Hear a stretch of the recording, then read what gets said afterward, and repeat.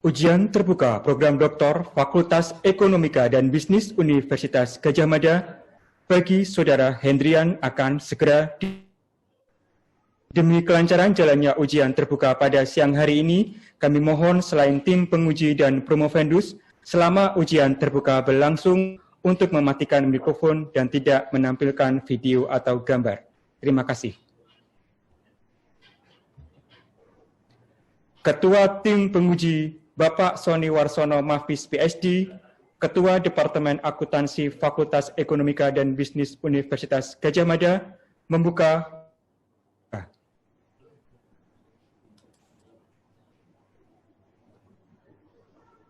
Dengan mengucap Bismillahirrahmanirrahim, ujian terbuka bagi Saudara Hendrian dengan ini dinyatakan dibuka. Terlebih dahulu, saya akan bacakan ketentuan ujian terbuka doktor dengan sistem daring pada hari ini. Yang pertama, ujian berlangsung selama 60 menit, dibagi 8 orang penguji, masing-masing kurang lebih 7,5 menit. Lama ujian dihitung sejak promotor mulai mengajukan pertanyaan. Pemberian waktu kepada penguji diatur dan dikendalikan oleh Ketua Tim Penguji. 2. Pertanyaan supaya diajukan satu persatu dan tidak 3 atau 4 pertanyaan sekaligus. Apabila jawaban dianggap berkepanjangan, agar dihentikan. Yang ketiga, pertanyaan dimulai oleh promotor, kopromotor, tim penilai, dan terakhir tim penguji. Yang keempat, selanjutnya saya perkenalkan tim penguji ujian terbuka doktor bagi Saudara Hendrian. Tim penguji terdiri atas Profesor Dr. Slamet Sugiri MBA selaku promotor sebagai anggota, Saudara Eko Swardi MSc PhD ko-promotor sekaligus sebagai anggota, Dr. Sumiana MSI ko-promotor sekaligus sebagai anggota, Zuni Barokah MKom PhD tim penilai sekaligus sebagai anggota, Dr. Junaidi MSI tim penilai sebagai anggota, Profesor Indra Bastian MBA PhD tim penguji sebagai anggota, dan 7. Herdo Basuki MSOK SC PhD tim penguji sebagai anggota. Saya sendiri, Sony Warsono, Ketua Departemen Akuntansi Fakultas Ekonomika dan Bisnis UGM sebagai Ketua Sidang dan tim penilai. Selanjutnya, saya persilakan kepada Bapak Profesor Dr. Slamet Sugiri MBA selaku promotor memperkenalkan calon dokter, dilanjutkan dengan memberikan pertanyaan-pertanyaan. Silahkan Bapak Profesor Dr. Slamet Sugiri.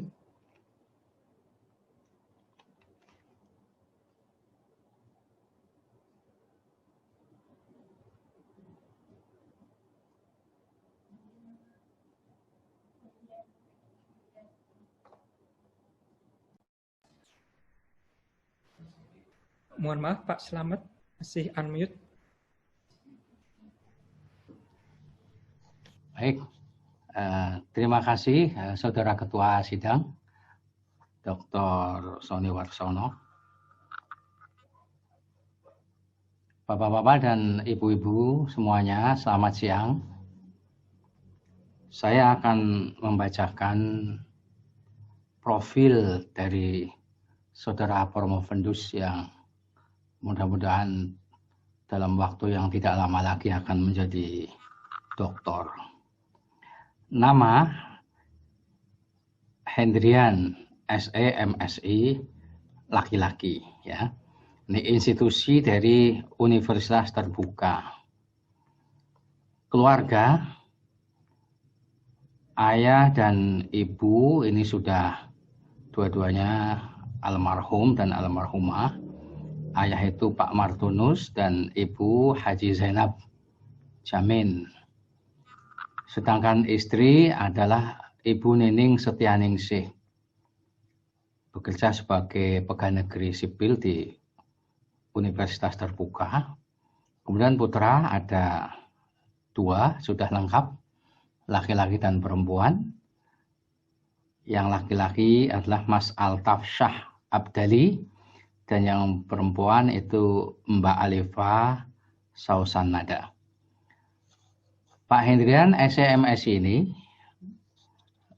terikat dengan organisasi IAI, lalu Forum Dosen Akuntansi Publik, serta Forum Akademisi Badan Usaha Milik Desa. Sejarah pendidikan S1 Fakultas Ekonomi Jurusan Akuntansi Universitas Pasundan Bandung, lulus tahun 1993. S2 Magister Sains FEB UGM 2007, dan yang terakhir ini ya sampai hari ini S3 Program Doktor Akuntansi FEB UGM, dan ini catatannya bagus sekali, masuk September 2013. Sekarang sudah Oktober 2020. Jadi pengalamannya cukup bagus ini ya.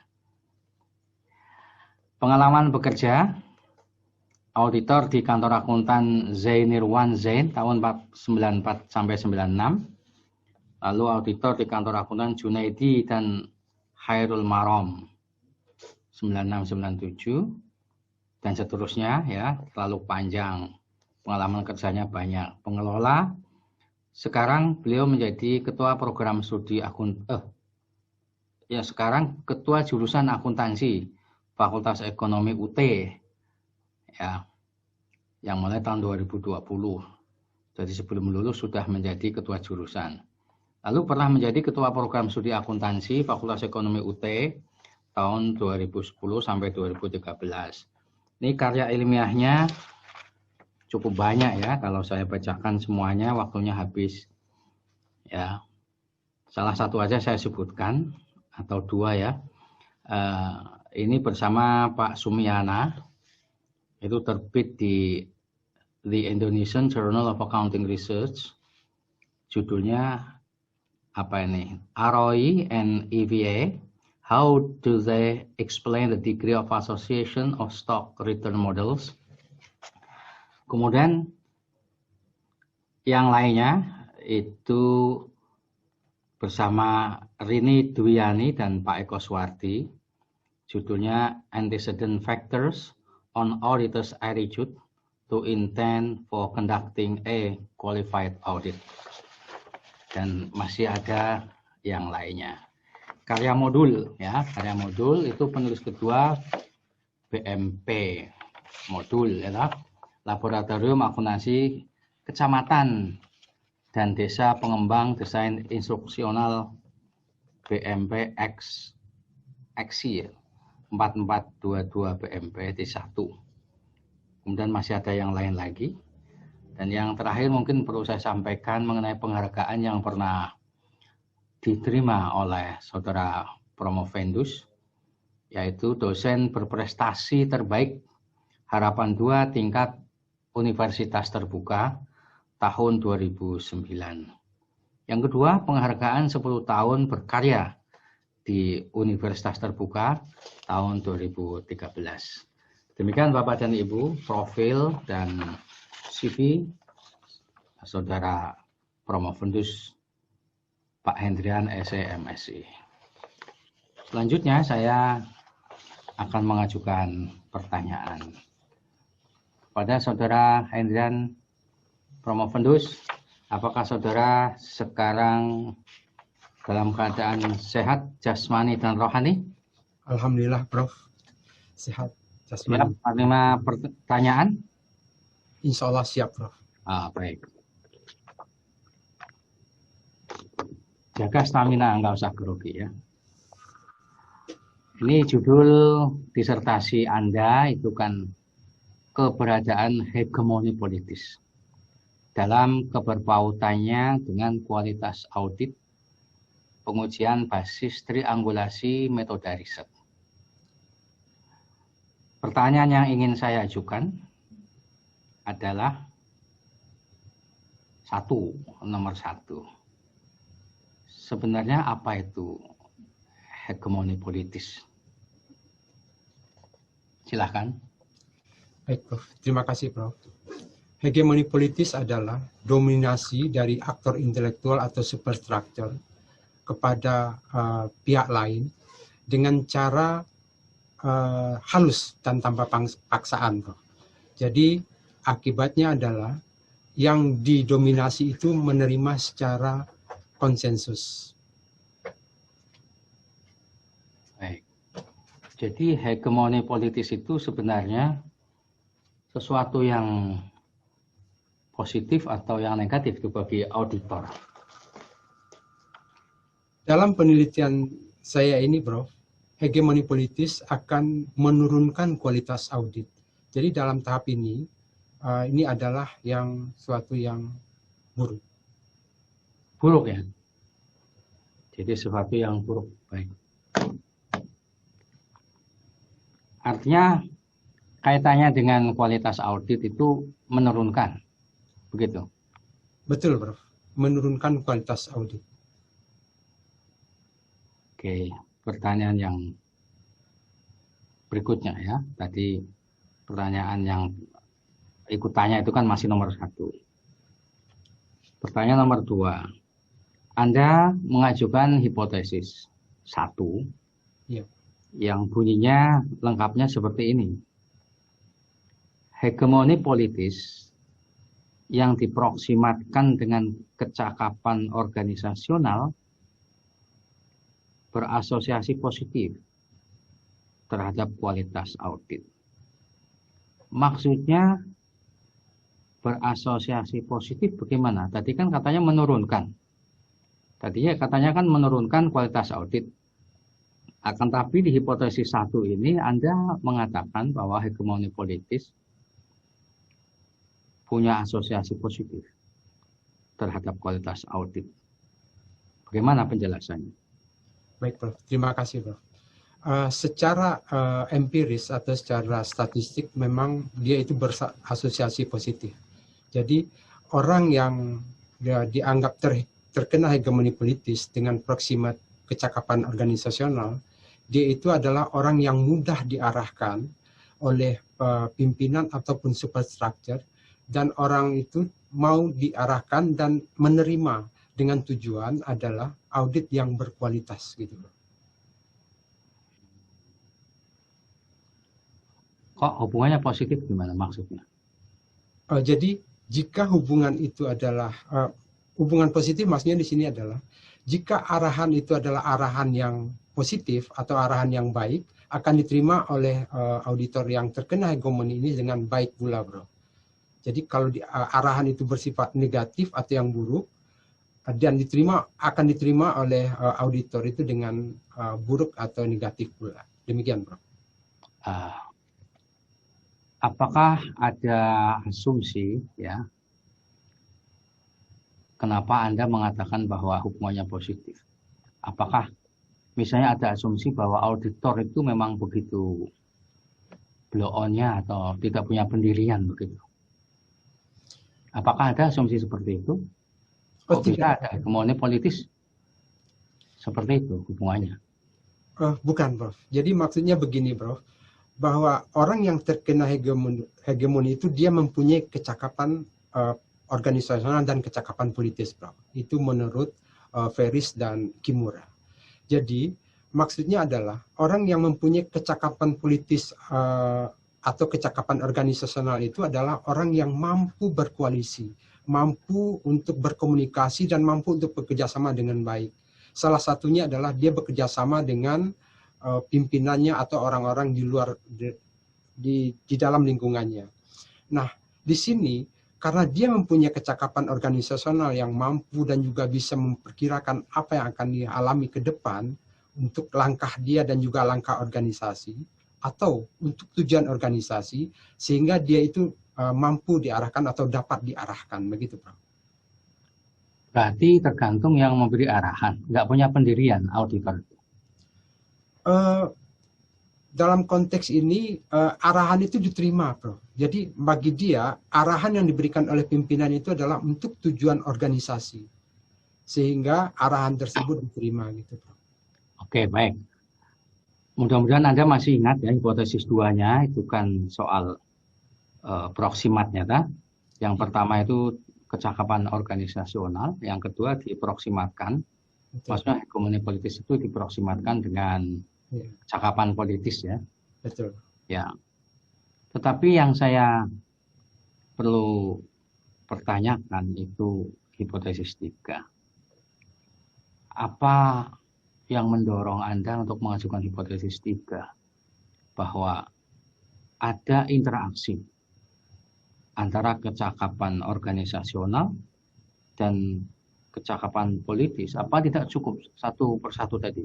Hipotesis 1 oke, hipotesis 2 oke ya secara teoritis ya, secara argumen ya, secara logis. Lalu Anda menginteraksikan. Apa ada kebutuhan untuk menginteraksikan dua proksimat tadi? Terima kasih, Prof. Hipotesis 3 itu saya munculkan untuk memastikan, Prof, bahwa dua dari proksimat ini benar-benar saling mendukung.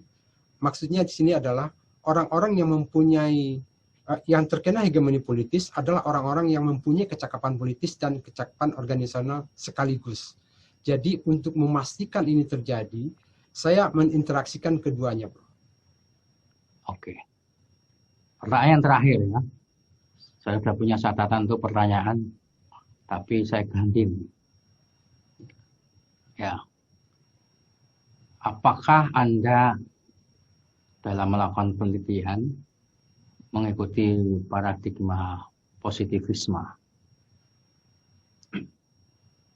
Iya, Bro. Oke. Buktinya apa? Ceritakan ke saya. Buktinya apa bahwa Anda menggunakan positivisme? Buktinya begini, Bro. Saya mencoba meneliti ini berdasarkan beberapa fenomena, Bro. Fenomena-fenomena yang terjadi itu yang saya teliti, kenapa ini bisa terjadi dan apa dampaknya gitu. Dan ini adalah dari fenomena gitu, Bro.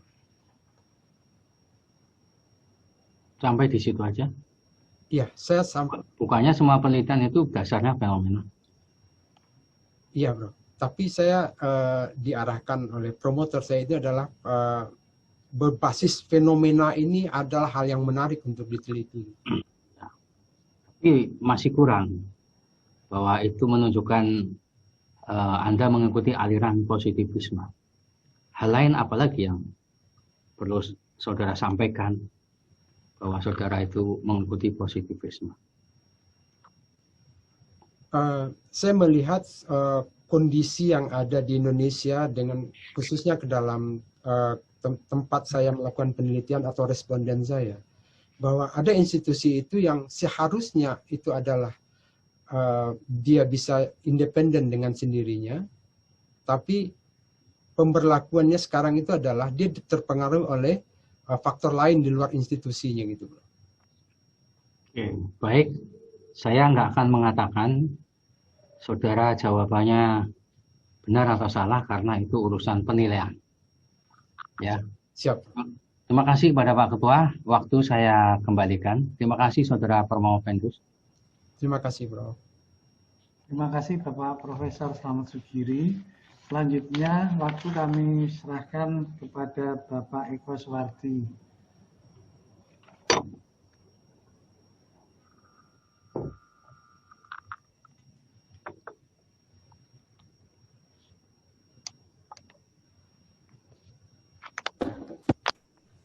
Mas, maaf Pak Eko. Mute Pak Eko. Assalamualaikum warahmatullahi wabarakatuh. Waalaikumsalam. Yang pertama saya mengucapkan selamat kepada Pak Hendrian sampai tahap ini ya. Sampai tahap ini, kemudian nanti kita tunggu tahap berikutnya. Pertanyaan saya yang pertama adalah, disertasi mesti mempunyai suatu pada saat Anda menulis ada ambisi kebaruannya. Nah, saya ingin tahu dan juga saya kira audiens ingin tahu kebaruan dari disertasi Pak Hendrian ini apa secara singkat supaya para peserta ini bisa jadi tahu dan nanti publik juga jadi tahu. Terima kasih. Terima kasih Pak Eko. Novelty dari penelitian saya ini adalah, yang pertama, ini adalah penelitian pertama di Indonesia yang menggunakan hegemoni secara langsung. Jadi penelitian-penelitian sebelumnya hegemoni itu tidak bisa diukur secara langsung, maksudnya survei. Dia melakukan proximate. Dan pada kesempatan ini saya dapat melakukan secara langsung melalui eksperimen dan kualitatif interpretif.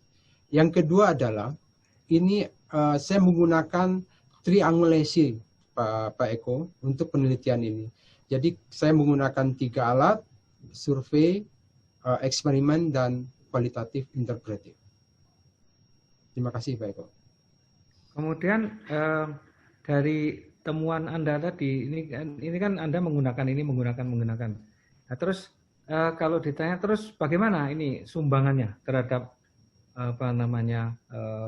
kasanah pengetahuan, terutama dalam pengauditan sektor publik dan sekaligus untuk praktis yang ada di Badan Pemeriksa Keuangan Republik Indonesia misalnya. Terima kasih Pak Eko. Kontribusi riset ini secara teori, hegemoni politis ini biasanya digunakan oleh bidang ilmu politik. Nah, saya mencoba mengembangkannya digunakan di dalam ilmu auditing atau accounting. Jadi ini adalah salah satu pengembangan ilmu dari hegemoni politis itu sendiri Pak Eko. Yang kedua, secara praktek ini menjadi masukan bagi regulator bahwa tidak semua dari laporan keuangan yang terekspos ke publik itu adalah murni berbasis kompeten, independen, dan profesional. Ada beberapa dari bagian itu yang tersangkut atau terpengaruh oleh hegemoni politis. Selanjutnya secara metodologi, ya mungkin yang saya sampaikan tadi, bahwa saya mengujinya dengan triangulation, Pak Eko. Terima kasih, Pak. Kalau Pak Hendrian diberi waktu lebih lama lagi, walaupun Profesor Sugiri tadi sudah menyampaikan sangat berpengalaman, kira-kira mana ini yang akan diperbaiki dari disertasi saudara? Seandainya. Iya, terima kasih Pak Eko. Yang pertama yang akan saya perbaiki adalah untuk hasil dari survei. Itu banyak yang masih membingungkan, mungkin bagi pembaca yang belum berinteraksi langsung dengan saya, Pak Eko. Jadi mereka melihat kenapa ini positif dan positif, hasilnya kok negatif. Padahal harus ada penambahan informasi kepada mereka bahwa positif atau berkualitas ini ada pengaruhnya. Pengaruhnya itu adalah hegemoni itu, Pak. Ya, saya kira cukup Bapak Ketua Sidang. Waktu kami kembalikan kepada Bapak Ketua Sidang. Terima kasih, Terima kasih. Pak Eko. Terima kasih, Pak Eko. Terima kasih Bapak Eka Suwardi. Selanjutnya waktu kami serahkan kepada Bapak Sumiana. Waktu dipersilakan Bapak. Terima kasih dari pembawa Pak Soni, Ketua Sidang itu. Pertanyaan ini jadi bingung ini Pak. Minta pertanyaan sebagai dosen atau sebagai sahabat. Itu penting dulu. Nek jadi dosen, pertanyaannya sulit. kalau jadi sahabat, pertanyaannya ini agak mudah itu. Lebih sulit. Lebih sulit itu nanti. Audien mungkin belum begitu sulit mencerna. Jadi saya mencoba bertanya dari sisi apa yang disebut dengan ruling class dari teorinya Gramsci dan teorinya Marx and Engels, bahwa di negara itu ada yang disebut dengan ruling class dan ada satu struktur yang disebut dengan superstructures, itu tidak tampak tapi bisa mempengaruhi audit gitu. Promovendus bisa nggak menjelaskan bahwa negara ini ada struktur yang tidak tampak itu tapi mempengaruhi kualitas audit? Coba jelaskan dulu. Terima kasih Pak Sumi. Ya. Mungkin pertanyaan sebagai dosen ini Pak ya, karena susah sekali saya akan menjelaskannya. Ya. Jadi saya mengacu dulu kepada ruling class atau kelas hukum yang tetap kontradiksi di Indonesia ini, bahwa ada imperium atau superstructure yang mempengaruhi khususnya dalam kualitas audit Indonesia itu ada apa? Nah, superstructure atau aktor tak terlihat ini akan bekerja melalui mekanisme-mekanisme yang bisa dilewatinya melalui pendekatan-pendekatan kepada body institusional pemeriksa keuangan, Pak Sumi. Jadi, misalnya dengan tujuan-tujuan tertentu yang diinginkan oleh superstructure ini, dia melakukan melalui apa yang disebut dengan body dari institusi pemeriksa keuangan ini. Terima kasih. Ya. Berarti memang ada superstructure yang tidak tampak, tapi nanti di faktanya di auditing itu mempengaruhi kualitas ya? Betul, ada Pak Sumi. Oke, kalau gitu bisa memberikan contoh bahwa audit itu yang terkena hegemoni tanpa solusi itu ada contohnya di Indonesia? Ada Pak Sumi. Saya melihat ini mungkin dari angulasi ketiga yang mungkin bisa terlihat Pak Sumi. Nah, contoh realnya, coba misalkan hasil audit keistimewaan Papua, ada nggak? Ada. Ada. Hasilnya? Hasil dari wawancara atau interview saya dengan auditor, mereka yang ada di Papua itu cenderung untuk permisif. Permisif dalam artian memaafkan kesalahan-kesalahan pencatatan dengan berbagai macam alasan, Pak Sumi. Di antaranya adalah bahwa mereka baru menerapkan atau mungkin SDM-nya juga baru diberi knowledge tentang audit seperti itu, Pak. Oke. Pernah mendengar penyimpangan audit dana Otsus Papua? Secara khusus belum, Pak Sumi. Ini forum akademik kok harus berani ya? Atau yang lain ada bukti? Yang saya temukan bukti dari auditor itu adalah the auditor BPK itu sendiri ada terkenal istilah auditor merah dan auditor putih. Auditor merah adalah mereka-mereka yang bisa diarahkan dengan cepat atau dengan baik oleh superstructure atau dari pimpinan mereka. Sedangkan auditor putih adalah mereka-mereka yang tetap mengacu kepada aturan-aturan yang berlaku dalam standar pemeriksaan keuangan, Pak Sumi. Nah, yang saya tanyakan, ada nggak kasus audit yang mangkrak? Ada temuannya, tidak ada solusinya, itu ada nggak?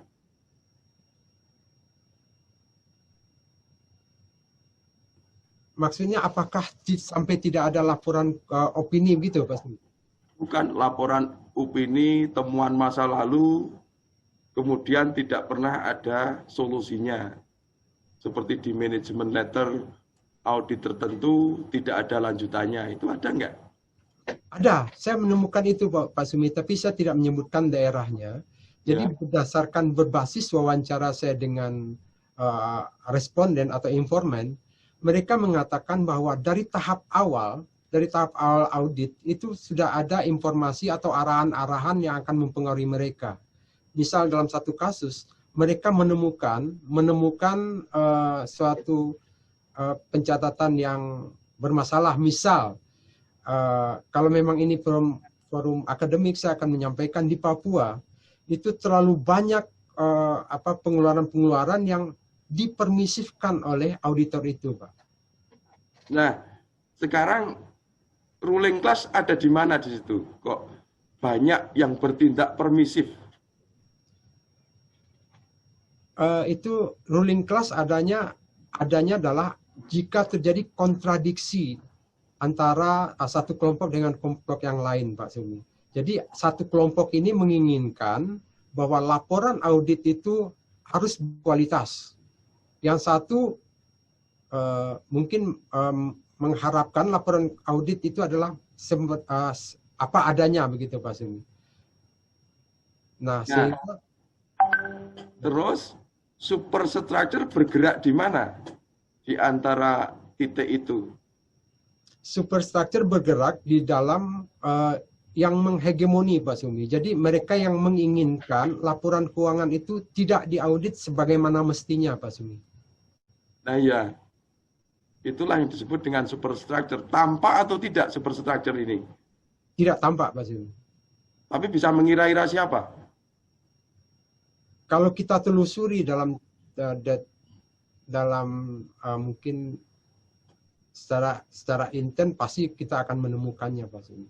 Karena itu pasti berkaitan dengan apa yang dilakukan atau orang yang berkepentingan dengan pihak auditi. Cuma takut jawab ya, karena di publik banyak didengar orang gitu. Itu. Dan ada militer yang nonton, jadi bahaya itu nanti. Oke. Yang kedua, berarti auditor negara ini banyak yang melakukan disebut dengan performativity. Confirm ya? Iya. Ya. Bisa menjelaskan dulu yang dimaksud dengan performativity. Performativity itu adalah bagaimana kita bekerja, selanjutnya pekerjaan kita itu dinilai oleh atasan, gitu Pak Sumi. Jadi itu menyangkut pada kinerja kita juga. Jadi kalau misalnya seorang auditor, kembali kepada auditor, dia akan bekerja mulai dari junior sampai dengan supervisor, dia akan peningkatan itu akan dinilai oleh tingkatan yang lebih tinggi, Pak Sumi, dalam proses kerja seorang auditor. Terus, berarti kinerjanya benar apa enggak? Saya pancing ini. Kinerja auditor sampai dengan tingkat lapangan yang saya pahami atau saya dari informasi yang saya dapat dari informan, semuanya itu benar. Dan dia akan tersublim atau akan menguap setelah itu sampai kepada tingkat atasan yang akan mengambil keputusan tentang opini, Pak Sumi. Nah, lantas performativity sendiri itu apa? Kinerja dari auditor sesuai dengan standar, Pak Sumi, tapi dalam artian mereka tetap akan dinilai oleh atasan. Bukan karena tampak yang sebetulnya dalam audit itu salah, tapi ditampakkan bagus. Dinilai kinerjanya bagus gitu. Ya, seperti itu Pak Sumi. Yang penting kinerjanya terlihat bagus oleh pimpinan atau atasannya.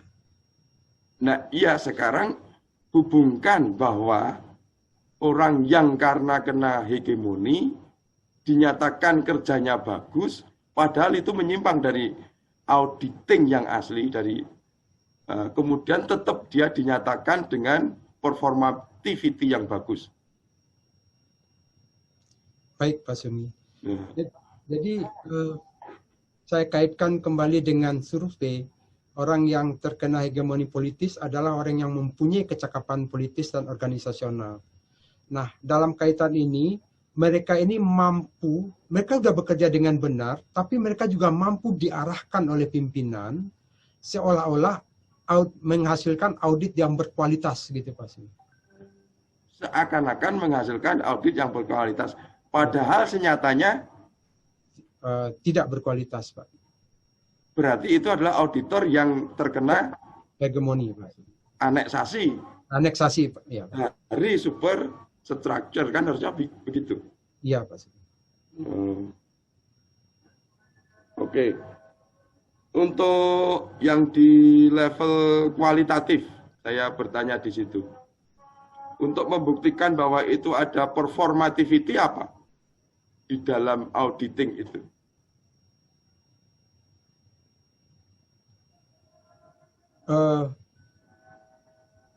Seorang auditor itu sudah bekerja sebagaimana mestinya Pak. Jadi dia sudah membuat kertas kerja segala macam sampai dengan membuat rangkuman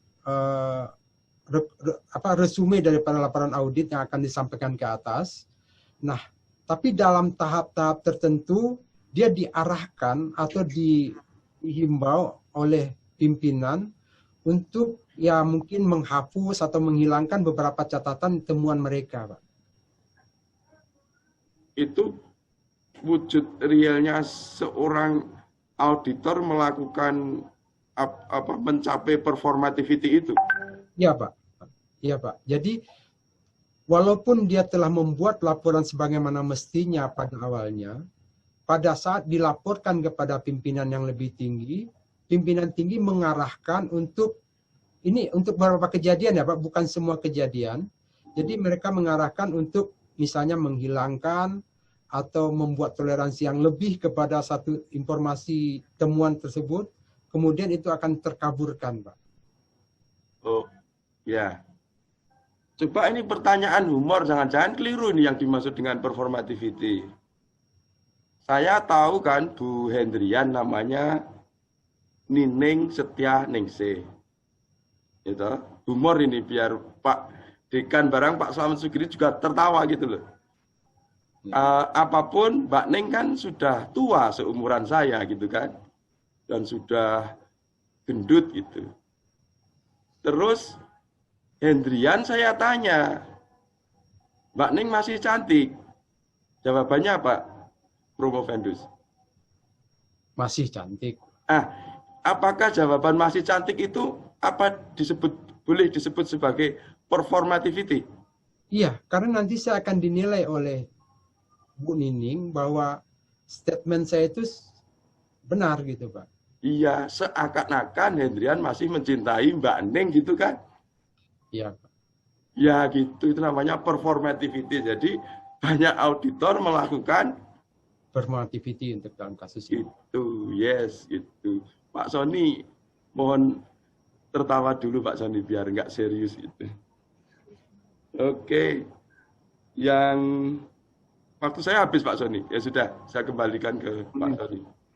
Terima kasih. Maturun. Ya. Sama-sama Bapak. Selanjutnya waktu kami serahkan kepada Ibu Suni Barokah. Monggo Ibu.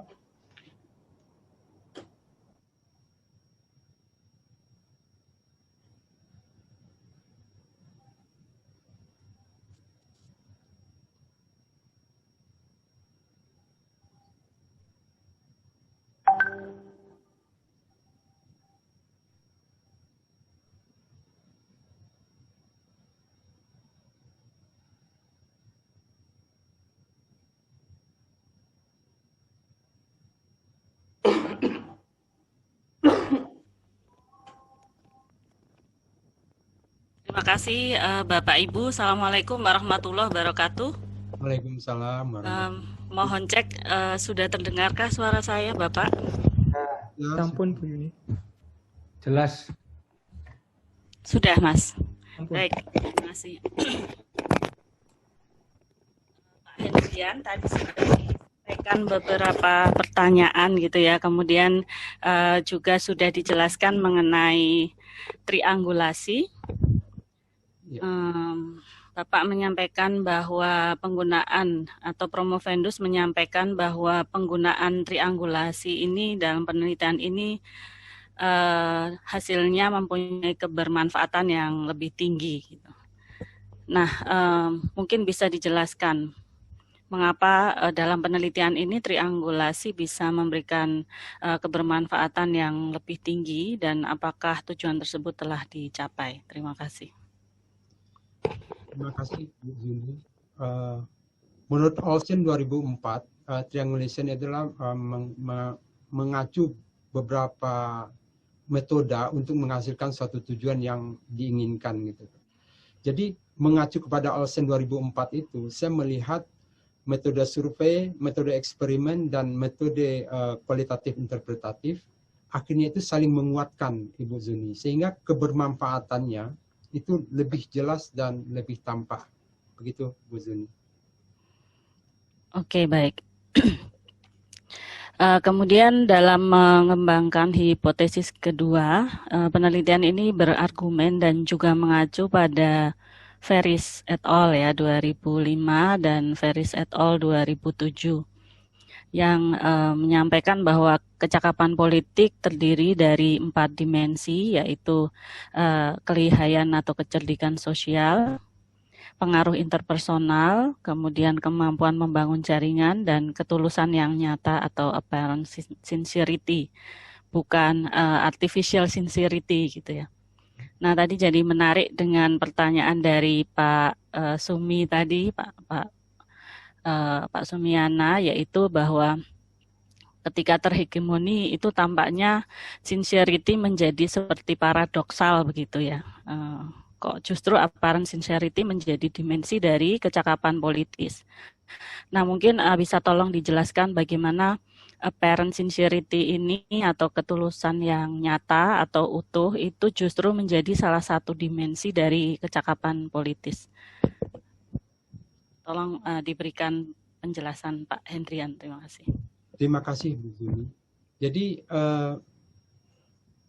kecakapan politis ini adalah proximate dari hegemoni politis gitu ya, Bu Zuni. Jadi dalam artian bahwa karena hegemoni politis belum mempunyai ukuran yang belum sampai saat ini belum mempunyai ukuran yang untuk survei, maka saya menggunakan kecakapan politis itu berdasarkan penelitian Ferris dan Kimura gitu, Bu Zuni. Jadi seolah-olah mungkin saya ilustrasikan mungkin Bu Zuni bahwa sebenarnya yang saya ukur tetap hegemoni politis gitu Bu. Tapi orang yang hegemoni politis itu mempunyai sikap atau mempunyai istilahnya kepribadian seperti ketulusan yang nyata. Jadi dari situ kita bisa mendapatkan bahwa auditor-auditor yang mempunyai kecakapan politis, yang punya ketulusan yang nyata dalam pekerjaannya, dia akan mampu bekerja sama dan akan mampu atau mau menuruti keinginan-keinginan dari pimpinannya. Begitu, Bu Zuni. Oke, jadi ketulusannya itu adalah kepada pimpinannya gitu ya, bukan ketulusan terhadap suatu prinsip atau individual gitu ya maksudnya, Pak Hendrian. Dalam kasus ini tetap karena kita adalah yang kita ukur adalah hegemoni politis, maka ketulusannya itu adalah dia itu mampu atau mau diarahkan oleh pimpinan gitu, bukan untuk maksud yang baik atau kita mengukur kecakapan politis ansih gitu Bu Zuni. Terima kasih. Iya, tadi ya. Baik, terima kasih penjelasannya. Masih agak terasa paradoksal ketika seseorang yang tulus kemudian dia tadi ingin mencapai suatu yang disebut performativity. Tapi memang itulah yang mungkin ya konsep yang dianut di dalam disertasi ini atau penelitian ini. Jadi menarik gitu Pak. Nah kemudian di dalam saran untuk penelitian selanjutnya di sini Promovendus menyampaikan bahwa salah satu hal yang menarik itu adalah nanti menghubungkan hegemoni dengan hukum begitu ya. Kemudian apakah hegemoni tersebut legal atau tidak etis dalam organisasi gitu.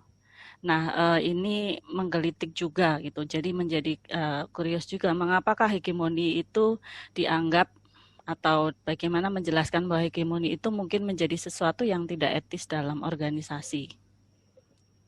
Terima kasih, Pak.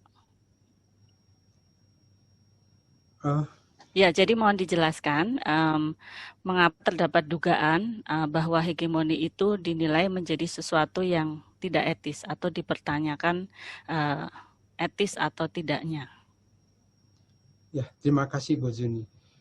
Hegemoni politis ini karena ini adalah berangkat dari dominasi dari kaum dari satu kelompok atau superstructure yang tadi telah saya sampaikan, itu adalah dominasi. Kalau keinginannya itu adalah untuk keinginan kelompok sendiri dan subordinat atau orang yang terhegemoni itu tidak mendapat keuntungan juga, itu akan menjadi satu dominasi. Jadi kalau satu dominasi, saya rasa itu adalah suatu yang kurang etis, walaupun dilakukan dengan lemah lembut atau tanpa paksaan. Begitu, Bu Zuni. Oke, baik Pak Hendrian. Nah, juga mungkin tadi ya saya lupa belum mengucapkan selamat gitu, sudah sampai di tahap ini, meskipun tadi disampaikan bahwa perlu waktu yang panjang gitu ya. Terkait mungkin saya nggak tahu apakah ada hubungannya dengan metode anggulasi yang ditempuh gitu. Nah, saran Bapak untuk penelitian berikutnya yang menggunakan metode anggulasi, itu kira-kira apa Pak? Mungkin untuk katakanlah ada hubungannya dengan waktu yang lain. Karena ini satu terobosan tadi yang Bapak sampaikan menjadi novelty dari penelitian ini. Terima kasih Pak. Terima kasih Bu Zuni. Jadi dalam perjalanan saya, terus terang yang menjadi hambatan adalah diri saya sendiri, Bu Zuni. Jadi saya punya keterbatasan yang banyak mungkin di sini. Tapi dari bimbingan dari promotor dan teman-teman yang lain, juga tim penguji dan penilai masukan-masukannya, sehingga ini akan menjadi lebih baik lagi. Tapi saya melihat begini, Bu Zuni, ini bukan suatu yang dalam perjalanan, kalau kita lihat dari sekarang, ini bukan perjalanan yang susah menurut saya. Karena hambatan itu bukan dari pihak eksternal atau di luar saya gitu, tapi itu adalah kesalahan atau hambatan yang terjadi pada diri saya. Nah, ini menarik triangulation ini karena metode yang kita dapatkan itu memang dari berbagai sumber, Bu, yang saya rasakan. Jadi confidence saya cukup dalam menyampaikan ini, dan saya juga cukup bangga dengan hasil yang saya dapat di sini. Sehingga akhirnya ini diujikan di sidang terbuka ini. Itu Bu Zuni. Oke, jadi terakhir sekali ini berarti Bapak ini tidak terhegemoni ya? Tidak dalam kondisi terhegemoni ya? Jadi masih, atau ada hegemoni yang mewarnai disertasi Bapak? Saya mungkin perhalus lagi hegemoni dengan transfer knowledge gitu, Bu Zuni. Jadi yang saya dapatkan di UGM itu adalah transfer knowledge, kecuali dari Pak Sumiana. Terima kasih. Maksudnya kecuali Pak Sumiana ada hegemoni begitu Pak? Oh, ada. Baik, terima kasih Pak. Ini Pak Sumiana berhasil menghegemoni Pak Hendrian. Terima kasih Bapak. Pak Sony sebagai Ketua Sidang, saya kembalikan waktunya. Mohon maaf jika ada kekurangan. Terima kasih Bu Zuni Barokah. Selanjutnya kami persilakan Bapak Junaidi.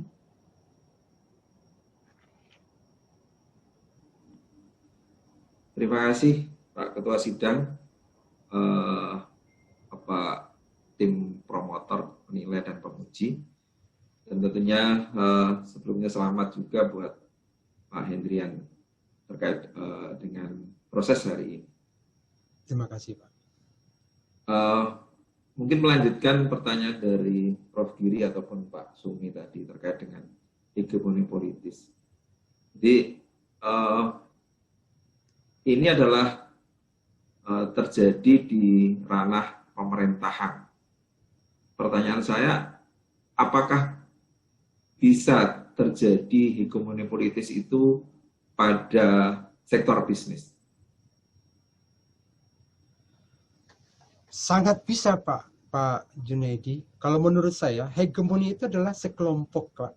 Jadi sebenarnya dalam konteks yang lebih luas, hegemoni itu juga bisa melibatkan publik dan juga private dan juga swasta gitu, termasuk swasta. Jadi bagaimana dia menghegemoni itu dengan berbagai macam cara. Salah satu yang bisa saya lihat adalah dalam hegemoni media massa begitu Pak Junaidi. Itu jadi ada keinginan tertentu dari superstruktur siapapun orangnya, apakah dari private atau dari swasta, itu bisa menghegemoni kelompok lain tanpa orang lain itu juga merasa terpaksa atau mereka menerimanya secara konsensus gitu Pak Junaidi. Baik, berikutnya saya ingin konfirmasi, mengapa Pak Endrian memilih kualitas audit ini, artinya menghubungkan hegemoni politis ini dengan kualitas audit yang diukur dengan pemodifikasian di dalam kualitas audit ini. Karena banyak sekali proksi kualitas audit. Betul. Terima kasih Pak Jun. Kualitas audit itu adalah kinerja Pak. Jadi hegemoni itu akan berpengaruh kepada kinerja. Jadi kalau misalnya penelitian-penelitian terdahulu itu bukan hanya dalam kualitas audit, tapi dalam kinerja, organisasi, segala macam itu sudah diteliti melalui hegemoni politis. Nah, saya tertarik dengan kualitas audit karena memang satu, itu adalah bidang saya dan bidang yang saya geluti. Yang kedua, kualitas audit itu sesuatu kinerja yang mempunyai regulasi yang kuat gitu Pak.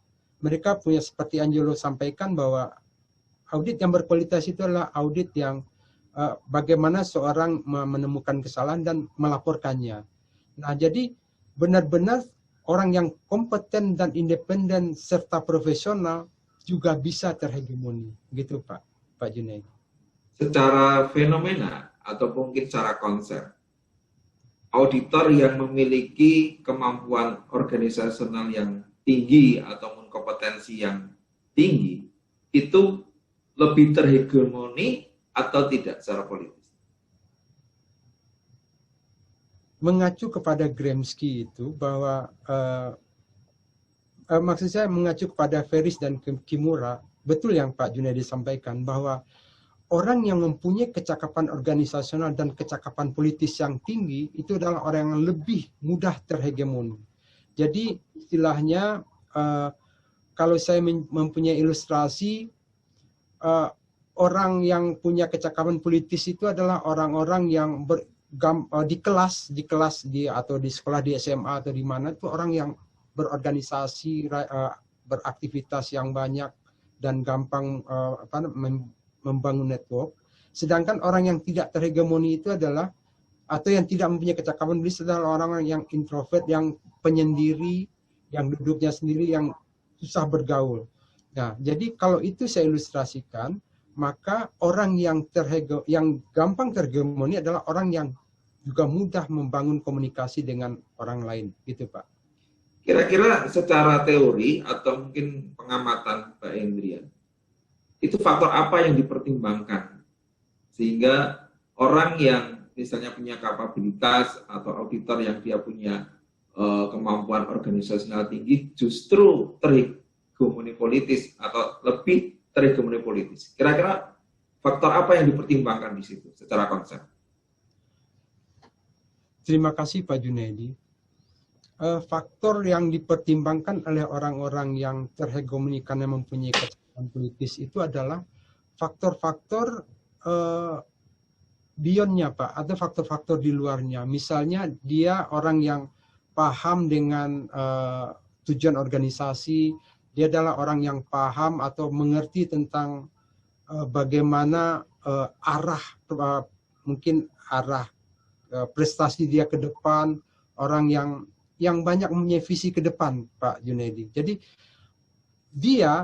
kalau dia tidak terhegemoni, mungkin kalau dia mempunyai seperti yang disampaikan oleh Bu Zuni, punya kecakapan yang tulus itu tadi, dia mengcounter hegemoni, dia akan tahu dampaknya gitu Pak. Baik kepada pribadi dia sendiri ataupun kepada organisasinya, Pak.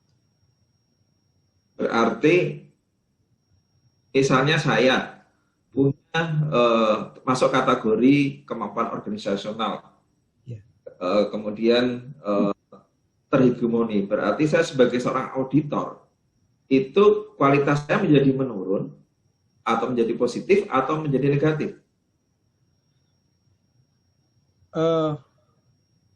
Terima kasih Pak Junaidi.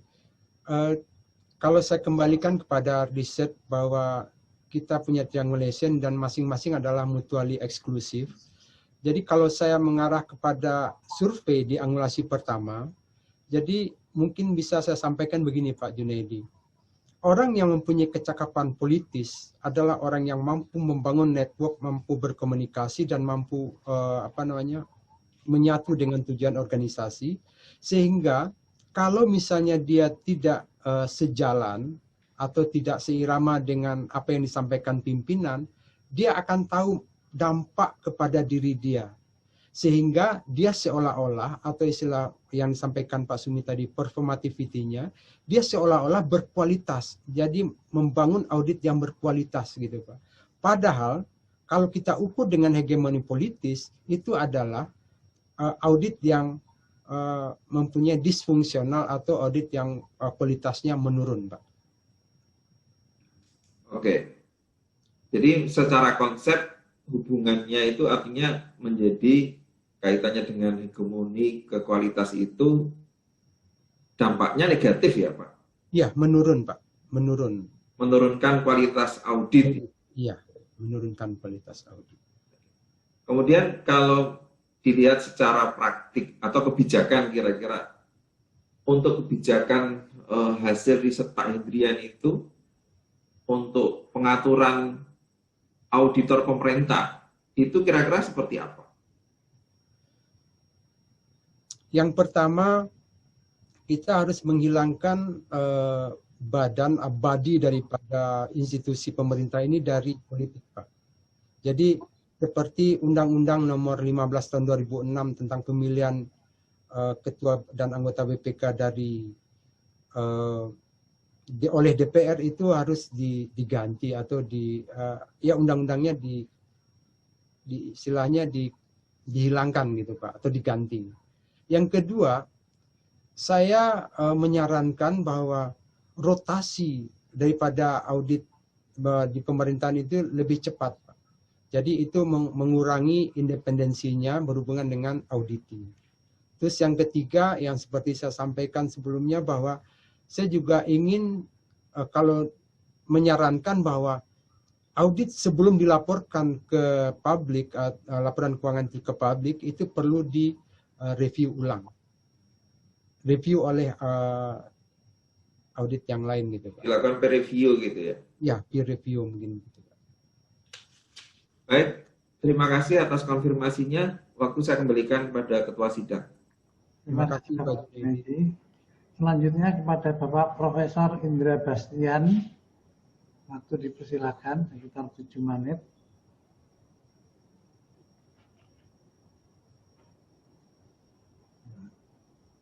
Assalamualaikum warahmatullahi wabarakatuh. Alhamdulillah, selamat pada Pak Hendrian yang sudah sampai pada posisi ini. Tentunya hal ini merupakan suatu perjalanan hidup yang dilalui, dan selamat karena dalam posisi pandemik Pak Hendrian masih dalam kondisi sehat, ya. Demikian juga para promotornya. Amin.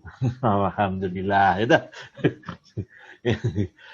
Saya ingin membahas tentang hegemoni ini.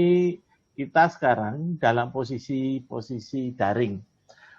Peralihan yang terjadi sekarang semua digital. Artinya, alasan apapun yang dilakukan oleh seorang pemerintahan di suatu seperti di Indonesia mengatakan negara lain lebih buruk, tidak buruk, apa yang terjadi sekarang adalah masyarakat Indonesia dengan mudah menerima di HP-nya, di TV, video-video yang mengatakan negara mana yang sudah bisa mengatasi COVID dan negara mana yang belum bisa mengatasi COVID walaupun belum ada vaksin. Terkait dengan ini, saya ingin menanyakan, kalau saya ingin hegemoni tadi dari pembicaraan Anda, nampaknya cukup mengganggu governance, audit governance, ya di BPK. Jadi kalau kemudian saya mempunyai tata cara teknologi, ya teknologi seperti yang menyebabkan transparansi, rekaman setiap pertemuan dan sebagainya, apakah hegemoni ini bisa dinolkan pengaruh negatifnya?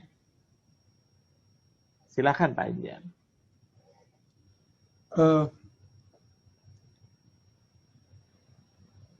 Hegemoni itu tidak bisa dinolkan, Pak ya. Kalau dikurangi mungkin bisa, tapi kalau dinolkan tidak bisa. Karena selama kita masih berhubungan dan masih ada pihak lain yang ingin melakukan dominasi atau mempunyai kepentingan tertentu kepada pihak yang lain, hegemoni akan terus tetap berjalan, Pak. Artinya Pak Handrian menerima hegemoni itu alami? Iya, kalau sampai saat ini saya akan menerima hegemoni itu sebagai alami, sebagian bentuk dari satu teori, yang walaupun sifat teorinya itu berdampak negatif, Pak. Terus bagaimana sesuatu yang alami bisa dimodelkan?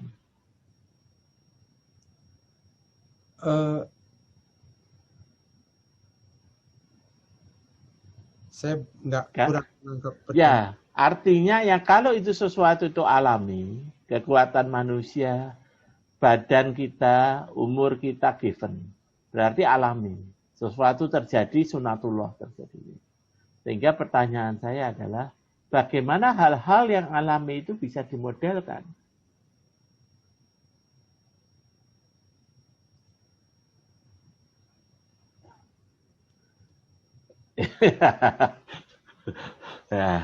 Ini. Jadi kalau misalnya model gini Prof. Gramsci mengangkat hegemoni itu berdasarkan fenomena dia dalam penjara waktu ada di Italia. Dia memunculkan suatu teori ini berdasarkan fenomena, Prof. Terus fenomena itu adalah irisan-irisan daripada teori-teori sebelumnya, misalnya teori power of, teori imperium dan segala macam, termasuk teori leadership. Jadi dia hanya membuat suatu teori yang mengacu kepada tidak melulu kekuasaan atau dominasi itu dilakukan melalui kekerasan. Dan masih bisa dilakukan dominasi itu melalui bentuk yang lebih lunak begitu, Bro. Nah, kenapa bisa dimodelkan? Karena itu adalah perilaku yang mungkin bisa kita kategorikan, Bro. Oke, berarti hegemoni ini hanya bisa dilakukan melalui perspektif dan lab cara mengukurnya. Demikian, Pak Hendrian. Iya, iya, Bro. Ya. Artinya, kalau kita mencurigai seseorang, maka masukkanlah dia ke lab, berikutnya baru kita bisa ukur. Betul. Jadi Anda mengembangkan ilmu penyidikan di dalam penelitian akuntansi, mana semua orang yang disidik adalah dimasukkan ke dalam lab. Iya, Bro. Tapi kan, iya, Bro. Ya, silakan apa yang akan disampaikan. Tapi setelah kita lab, kita memitigasi kejadian-kejadian serupa yang akan timbul kembali gitu, Bro. Nah, kita akan hanya bisa memitigasi. Sehingga pertanyaan saya berikutnya. Kalau saya ingin melakukan pendekatan perilaku di dalam mengembangkan studi lanjut yang berdasarkan penelitian Pak Hendrian, apa perilaku apa yang harus saya teliti?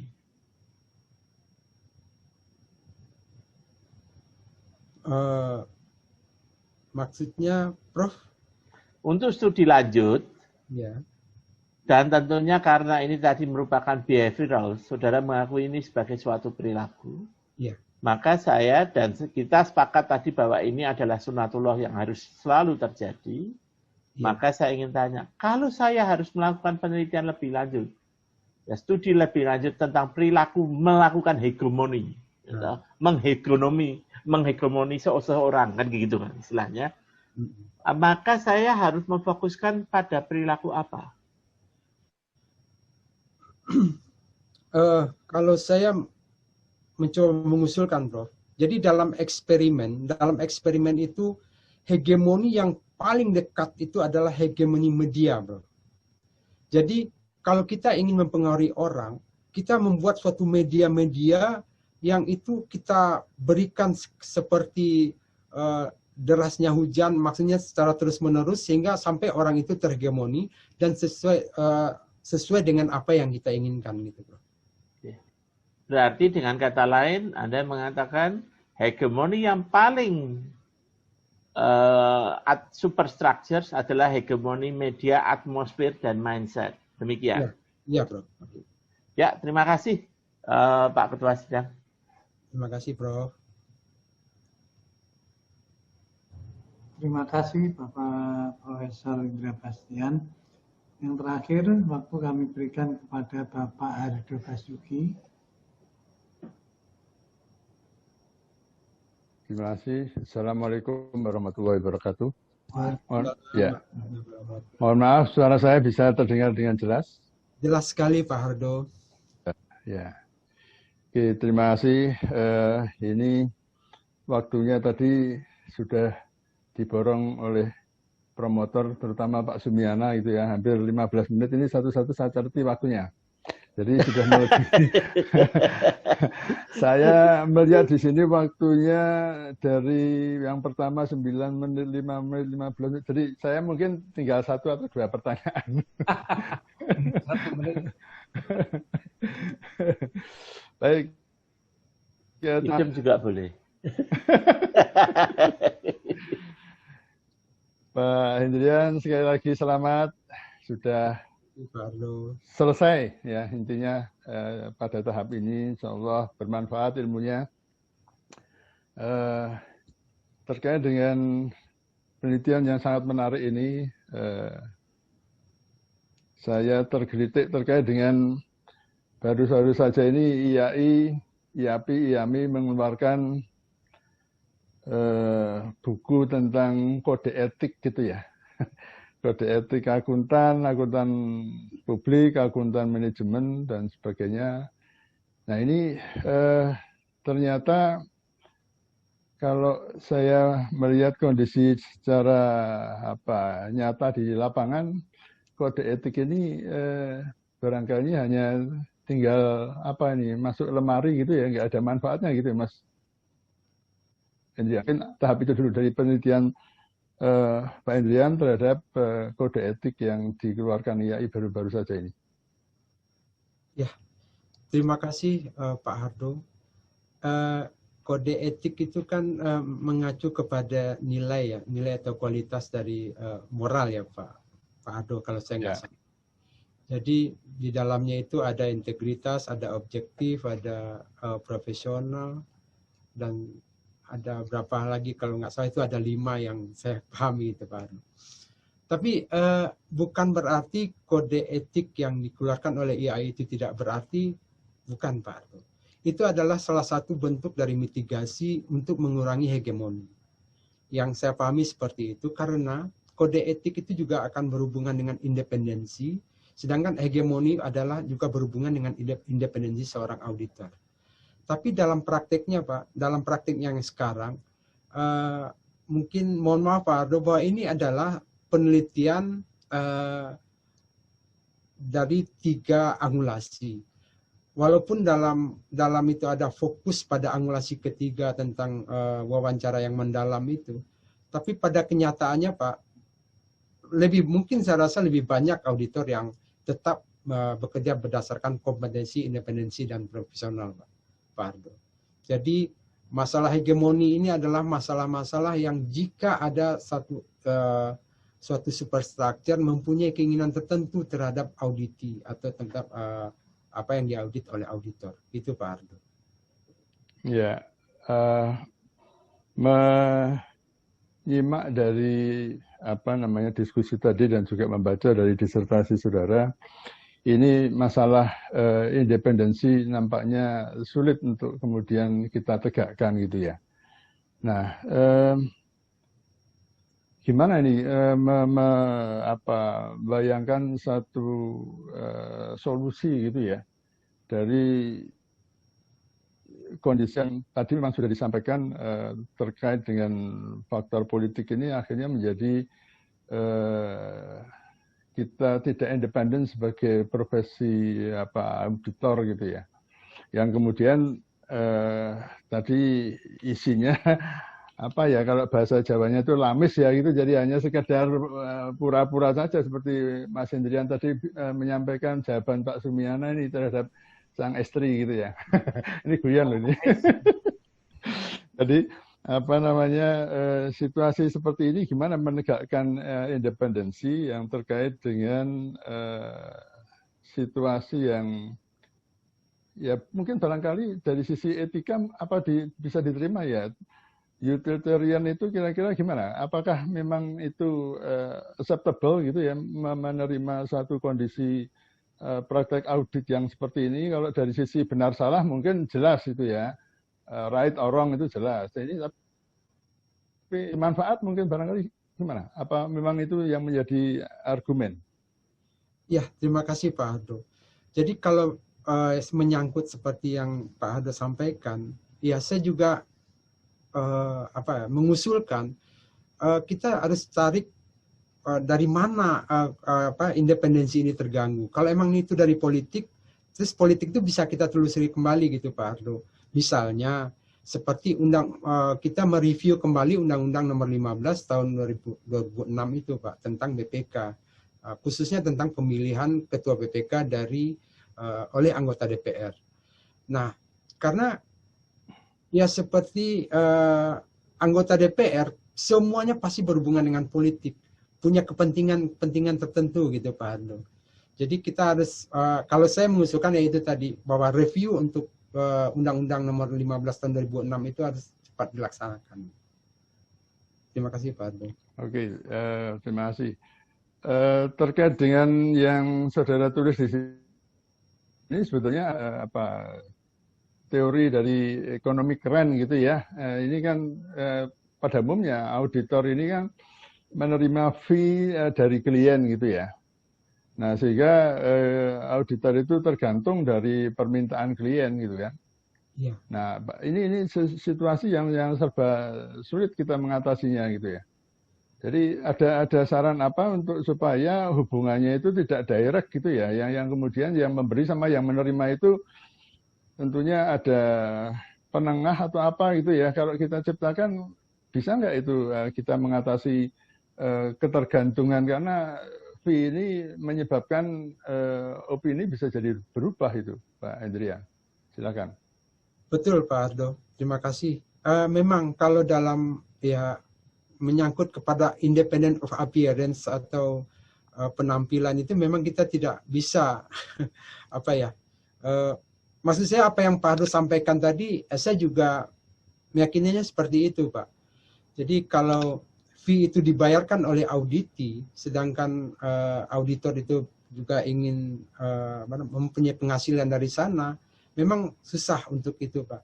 Tapi ada tonggak yang selalu Pak Sumi ini yang mengatakan pada saya, tonggaknya itu adalah integritas itu Pak. Integritas atau komitmen yang kuat, itulah yang harus dipunyai oleh seorang auditor. Kalau itu tidak ada, mungkin tetap pengaruh-mempengaruhi ini akan selalu terjadi, Pak Hardo. Jadi kita prihatin ini dengan profesi akuntan publik gitu ya.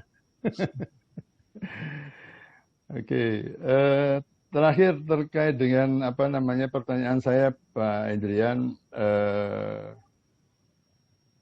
kalau kita melihat dari beberapa penelitian yang sudah dilakukan dan sebagainya, nampaknya kantor akuntan publik yang besar itu dianggap sebagai cerminan dari kualitas gitu ya.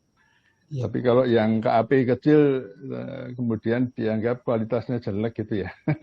Ini saya kalau ngurusi di pemilihan KAP, dilematis juga. Ini mau pilih yang gede nggak punya duit gitu ya. Milihnya yang kecil ya kualitasnya segitu-segitu gitu ya. Ya ini gimana ya mengatasi apa untuk mendapatkan auditor yang berkualitas ini ya. Gimana Pak Adrian? Monggo silakan. Auditor yang berkualitas itu akan kita dapatkan selama tidak ada kepentingan, Pak Hardo. Sulit itu. Iya. Yang terjadi memang semua fenomena itu ada di Indonesia seperti itu. Kalau misalnya tadi kita punya kantor akuntan yang besar dengan fee yang besar, kantor audit kecil dengan fee yang kecil, tapi kita juga mengharapkan audit yang berkualitas, ya seperti itu memang persepsi saat ini seperti itu, Pak Ardo. Jadi nggak ada solusi yang terbaik untuk mengatasi situasi yang rumit ini? Untuk KAP saya belum mempunyai solusi, belum terbayangkan saat ini, Pak. Ya, oke. Baik, terima kasih Pak Ketua, Pak Sony, matur nuwun, saya cukupkan. Terima kasih. Terima kasih Pak Ardo. Terima kasih Bapak. Untuk memberikan waktu bagi tim penguji dalam menentukan hasil ujian, dengan ini ujian terbuka dinyatakan ditunda. Tim penguji keluar dari forum ujian terbuka untuk melakukan yudisium. Kami mohon kepada tim penguji untuk memasuki forum yudisium pada ruang breakout Zoom. Terima kasih. Tim penguji memasuki forum ujian terbuka.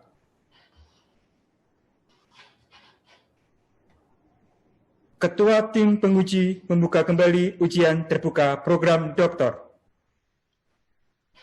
Ujian terbuka dinyatakan dibuka kembali. Ketua tim penguji memberitahukan hasil ujian terbuka.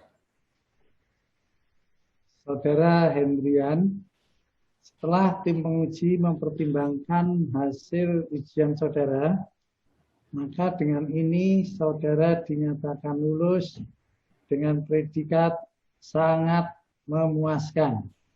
Alhamdulillah. Terima kasih Pak. Selamat. Ketua tim penguji atas nama Rektor Universitas Gadjah Mada menyerahkan hasil yudisium dan ijazah kepada doktor baru. Penyerahan ijazah virtual dilakukan dengan menampilkan ijazah versi virtual.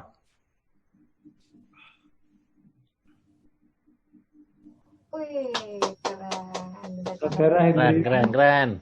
Atas nama Rektor Universitas Gadjah Mada, kami serahkan ijazah kepada saudara. Terima kasih Pak Eko. Terima kasih Pak Sony. Promotor menyampaikan pesan-pesan.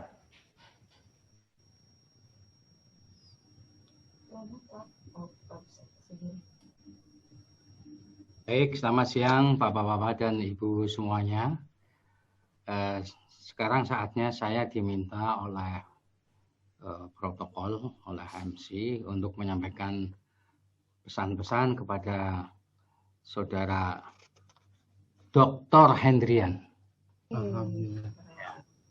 Jadi saya adalah orang yang pertama kali menyebut Anda doktor, ya, Dr. Hendrian. Nah, sebelum saya menyampaikan pesan kepada Dr. Hendrian, izinkan saya menyapa bapak-bapak dan ibu-ibu yang terhormat yang hadir di ujian terbuka ini. Pertama, saya akan menyapa Bapak Rektor Universitas Terbuka, yaitu Bapak Profesor Ojat Darajat, Master of Business PhD. Kedua, Bapak Wakil Rektor 1 UT, Bapak Dr. Muhammad Yunus SS ME. Ketiga, Wakil Rektor 2 Universitas Terbuka, Bapak Dr. Andes Muhammad Muzamil MM. Kemudian Wakil Rektor 3 UT, Bapak Insinyur Adi Winata MSI. Wakil Rektor 4 UT, Bapak Dr. Listio Dono Bawono Irianto MSI. Ini yang harus saya sebutkan, memang banyak sekali.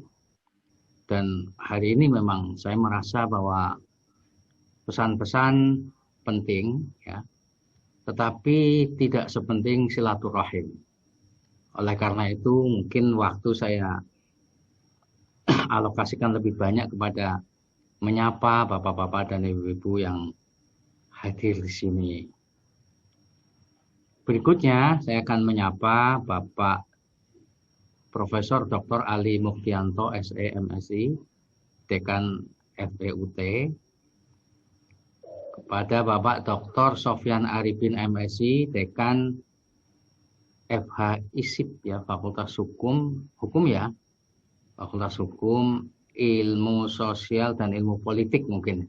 Barangkali saya salah, mohon dibetulkan dan dimaafkan. Kemudian Bapak Profesor Udan Kusmawan MA PhD, Dekan FKIP UT, dan Bapak Dr. Agus Santoso MSI, Dekan FST UT. Berikutnya, Wakil Dekan 1, Wakil Dekan 2, dan Wakil Dekan 3, Fakultas Ekonomi UT, Ibu Kurnia Endah Riana SE MKOM, Ibu Dr. Anda Ani Mailani MSI, dan Bapak Bapak Zulfahmi SE MSI. Kemudian temannya Pak Dr. Hendrian ini, Ketua Jurusan Manajemen FEUT.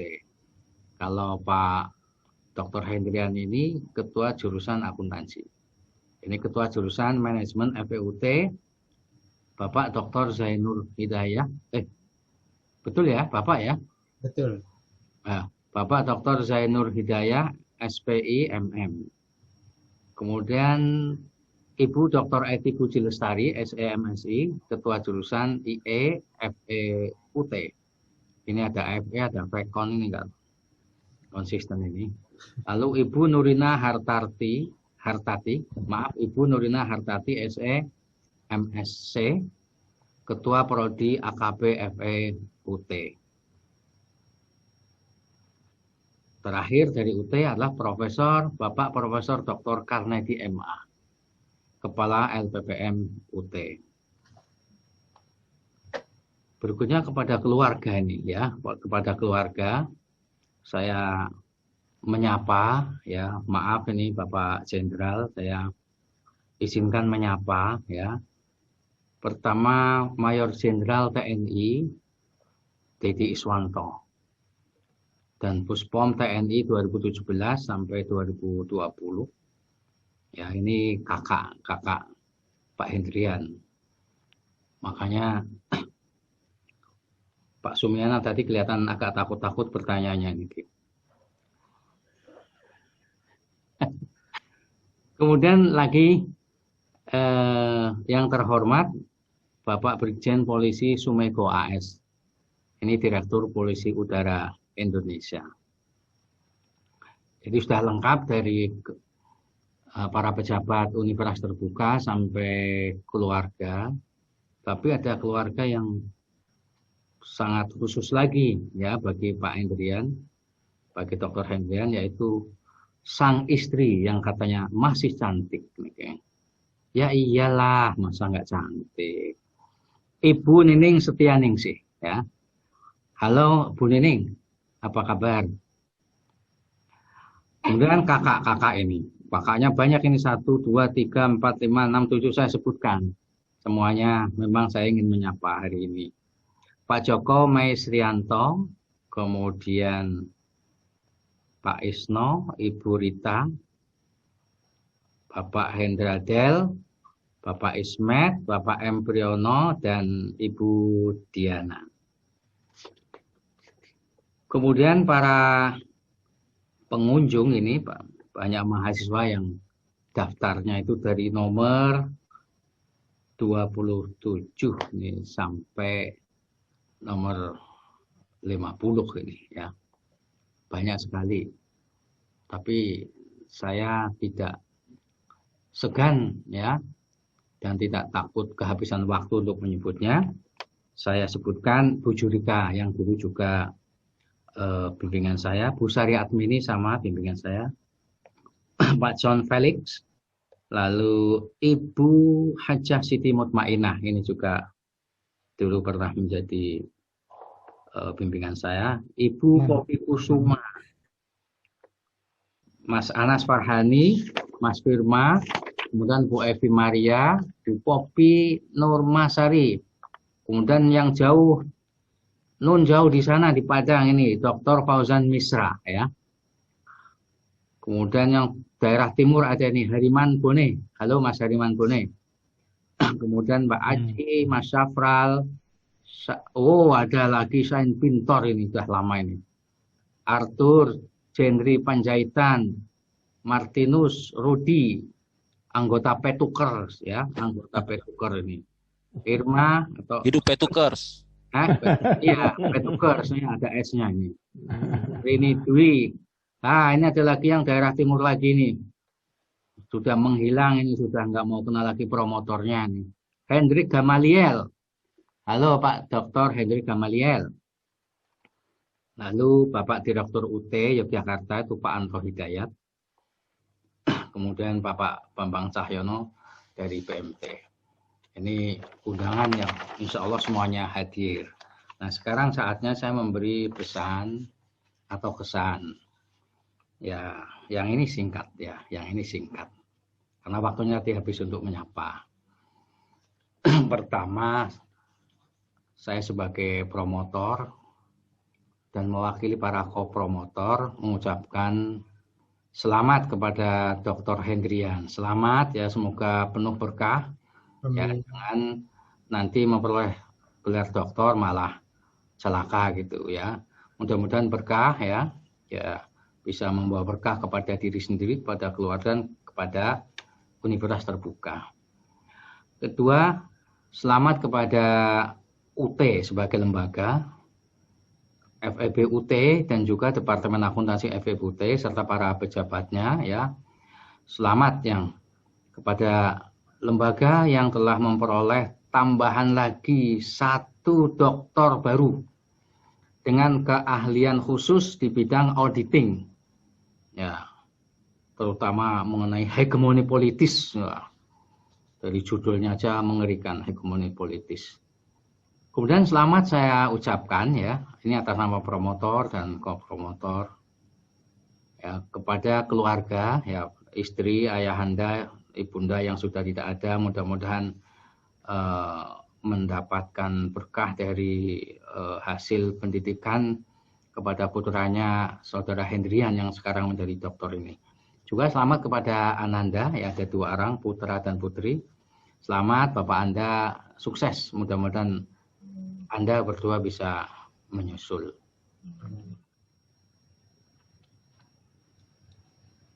Itu yang pertama ya. Yang pertama itu ucapan selamat, ya, ucapan selamat. Yang kedua terima kasih. Ucapan terima kasih. Terima kasih kepada siapa? Terima kasih kepada UT ya atas kepercayaannya mengirimkan saudara Dr. Hendrian ini studi di S3 UGM. Ya, kami tidak punya rencana buruk bahwa yang dititipkan ke sini itu studinya lama, enggak. Dan tadi ada pengakuan sendiri langsung oleh Dr. Hendrian, kendalanya bukan pada lingkungan, tapi pada dia sendiri. Ya mungkin karena bolak-balik pulang ke Pamulang itu, ya kangen sama istrinya tercinta itu. Sehingga lama. Apa maksudnya? Maksudnya itu kalau UT itu jangan kapok mengirimkan dosen-dosennya ke UGM. Karena UGM itu tidak boleh dianggap sebagai momok yang meluluskan lama. Semua yang lama-lama itu ya karena ada kendala pada diri sendiri. Ada yang proyek juga selama studi gitu. Dan yang ketiga, ya, kemudian ketiga berikutnya ya, terima kasih berikutnya itu kepada para penguji, ya, para penilai. Jadi Bapak-bapak dan Ibu-ibu semuanya, untuk ujian terbuka itu pengujinya terdiri atas tiga kelompok. Satu, promotor dan kopromotor yang membimbing langsung kepada promovendus. Kemudian yang kedua adalah penilai. Penilai itu pihak yang menilai kelayakan disertasi, ya, sejak dari awal sampai akhir. Kemudian kelompok ketiga itu memang benar-benar penguji. Nah, ini saya mengucapkan terima kasih kepada para penguji dan kepada para penilai dan juga pada kopromotor yang telah membantu kami memproduksi Pak Hendrian, ya, menjadi seorang dokter. Terakhir, ya, saran. Terakhir itu saran kepada Dr. Hendrian. Saran pertama, nggak susah-susah, ya, kembali ke UT, ya, toh. Kembali ke UT. Ini sudah kembali malah sudah jadi ketua Departemen Akuntansi. Kembali ke UT yang mengirim Anda dan ucapkan terima kasih kepada para pejabat di sana. Kemudian kembali ke pangkuan keluarga, ya, ke pangkuan istri, ya. Dalam arti yang positif ini, bukan pangkon, bukan. Oke. Jangan berhenti riset, ya. Jangan berhenti riset. Ya, lanjutkan risetnya sampai publikasi, ya, di jurnal internasional yang bereputasi, berindeks Scopus atau indeks lainnya. Kemudian jangan lupa melakukan berbagai upaya cerdas, ya toh, tangkas, ya, maksud saya, cerdas, tangkas, cepat untuk meraih jabatan fungsional tertinggi, yaitu guru besar, ya. Jangan berhenti. Jadi jangan pernah mengatakan bahwa saya tidak minat jadi profesor. Ini bukan perkara minat atau tidak minat. Akan tetapi ini adalah kewajiban seorang dosen untuk bisa mencapai ke sana. Ya, kalau dengan segala upaya tidak bisa, tidak masalah. Tapi upaya itu harus ada. Dan ini konsisten, ya, konsisten atau kongruens dengan lembaga, baik universitas terbuka secara keseluruhan maupun Fakultas Ekonomi dan secara spesifik itu Departemen Akuntansi FEB. UT juga konsisten dengan prestasi yang telah diraih oleh keluarga. Tadi kan saya sebutkan bahwa di keluarga Anda itu ada 2 orang jenderal. Itu pun mungkin yang dicatat di sini, barangkali masih ada yang lain yang belum sempat tercatat di sini. Jadi kalau Anda menjadi profesor, maka ini konsisten, ya, konsisten dengan daftar keluarga yang sukses, dan ini akan menambah satu deretan keluarga yang sukses. Artinya deretan keluarga yang sukses itu menjadi semakin panjang. Jadi ada yang berkarier di tentara, ada yang berkarier di kepolisian, ya, dan ada yang berkarier di pendidikan seperti Dr. Hendrian. Oke. Terakhir sekali, ya, pesan terakhir sekali. Terakhirnya, biasa kalau orang Indonesia kan terakhir mohon maaf. Mohon maaf. Ya, saya promotor, ya, dan para kopromotor, ya, itu mohon maaf kepada UT, ya, apabila di dalam pemrosesan Dr. Hendrian ini ada yang tidak menyenangkan atau tidak pas di hati bapak-bapak dan ibu semuanya. Nah, mumpung masih ada waktu juga, saya memberanikan diri untuk mengatasnamakan, walaupun nggak diminta, ya, seluruh sivitas akademika, Fakultas Ekonomika dan Bisnis UGM, ya, mohon maaf kepada keluarga Universitas Terbuka dan juga keluarga pribadi Dr. Hendrian. Oke, saya kira Demikian apa yang bisa saya sampaikan. Ya, selamat siang Bapak-bapak dan Ibu-ibu. Mohon diri. Terima kasih. Ketua Tim Penguji menutup ujian terbuka program doktor.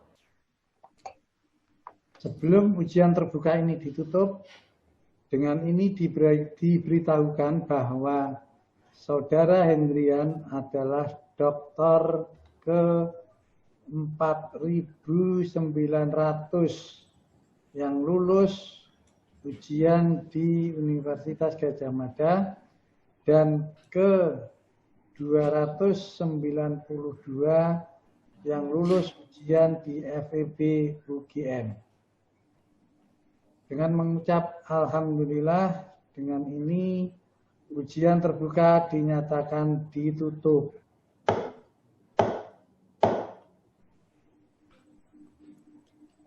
Tim penguji dipersilahkan memberikan ucapan selamat kepada dokter baru dengan dimulai oleh Ketua Sidang. Kepada Bapak Sony Warsono Mahfis PhD. Selamat kepada Mas Hendrian. Semoga ilmunya menjadi berkah dan bermanfaat untuk masyarakat. Terima kasih.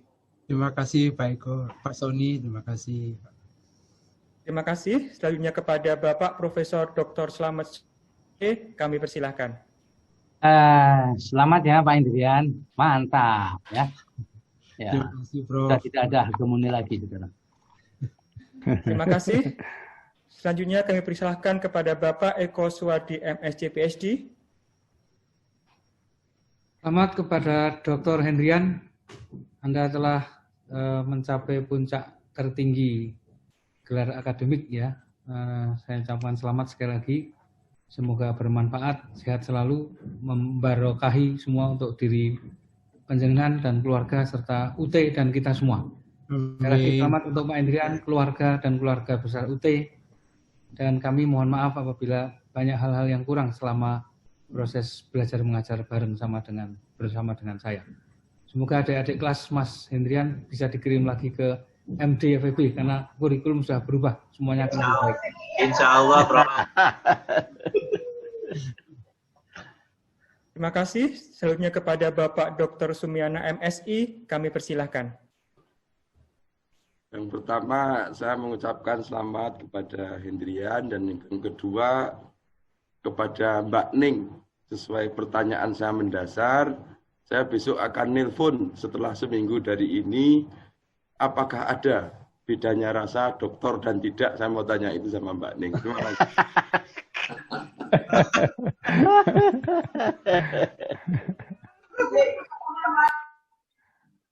Terima kasih. Selanjutnya kepada Ibu Zuni Barokah M.Com PhD, kami persilahkan. Ya. Selamat Pak Hendrian. Sudah sampai, sudah menyelesaikan semua yang dimulai berapa 7 tahun yang lalu ya. Selamat kepada segenap keluarga dan keluarga besar UT. Semoga semakin produktif ya Pak Hendrian. Terima kasih. 7 tahun rasa seru-seru. 7 tahun rasa seru. Nah, supaya Explicit. mengglorify. Terima kasih. Selanjutnya kepada Bapak Dr. Junaidi MSI, kami persilahkan. Selamat Pak Dokter. Salam tangguh, luar biasa. Sukses selalu. Terima kasih Pak Jun. Terima kasih. Terima kasih. Selanjutnya kepada Bapak Profesor Indra Bastian MBA PhD, kami persilahkan. Selamat Pak Dr. Hendrian, barokah. Amin.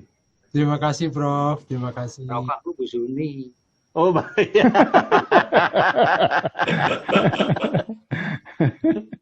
Terima kasih. Selanjutnya kepada Bapak Hardo Basuki M.Sok SC PhD, kami persilahkan. Selamat berbahagia Dr. Hendrian. Terima kasih, Pak. Ya, terus berkemajuan, senantiasa sehat, ya, sukses selalu. Please keep in touch, ya, silaturahmi kita abadi. Ya. Amin, Sukses amin. Sekali lagi. Terima kasih Pak Ardo, terima kasih.